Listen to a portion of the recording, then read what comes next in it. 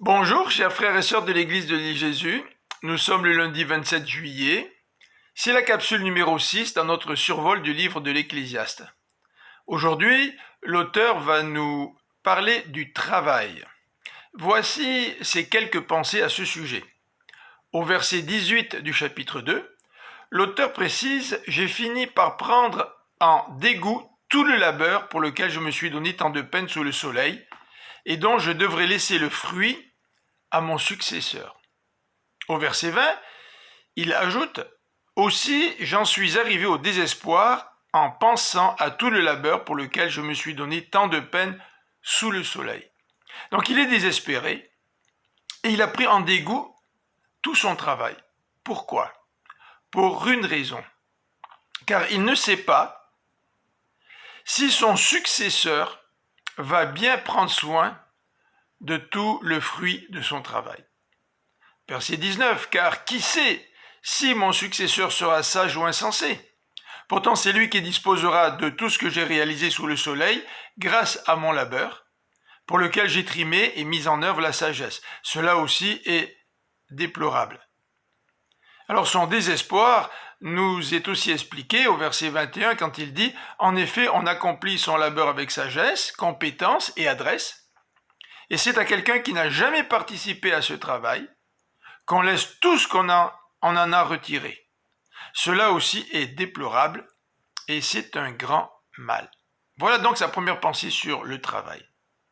Deuxième pensée à ce sujet, c'est la suivante au verset 22. Car que retire l'homme de tout son labeur et de toutes ses préoccupations pour lesquelles il s'est donné tant de peine sur le soleil? En fait, il nous pose la question pour souligner que le travail est un poids. Ses journées lui apportent bien des maux, ses occupations lui occasionnent bien des souffrances. Même la nuit, il ne trouve pas de repos, cela aussi est déplorable. En fait, le travail est une cause de soucis et représente un poids. Troisième pensée au sujet du travail, et là nous rencontrons un élément nouveau, c'est qu'il nous dit « Il n'y a rien de bon pour l'homme » au verset 24, sinon manger, boire et se donner du bon temps au milieu de son dur labeur. Et j'ai constaté que cela même vient de la main de Dieu. En effet, qui peut manger et profiter de la vie sans que cela vienne de lui? Remarquons que c'est la première fois que l'auteur fait référence à Dieu dans ce livre. Il nous a raconté jusqu'à présent des expériences qu'il a vécues sous le soleil. Mais dans sa réflexion, il constate que si je peux manger, boire et me donner du bon temps au milieu de mon dur travail, c'est que cela vient de la main de Dieu. Quatrième constatation en rapport avec Dieu et en rapport avec le travail, verset 26, Dieu donne à l'homme qui se comporte bien à ses yeux la sagesse, la connaissance et la joie. Mais il impose comme occupation à celui qui fait le mal le soin de recueillir et d'amasser pour celui qui se comporte bien à ses yeux. Mais cela aussi est dérisoire, autant courir après le vent.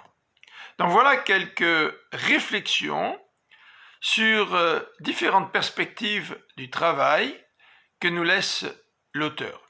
Demain, nous allons débuter le chapitre 3 et continuer à voir toutes ces paradoxes qui font partie de notre vie. Et même si nous voulons vivre une vie avec Dieu, qui prend un certain sens, cette vie vécue avec Dieu ne répond pas à toutes les questions devant lesquelles nous nous trouvons dans la vie.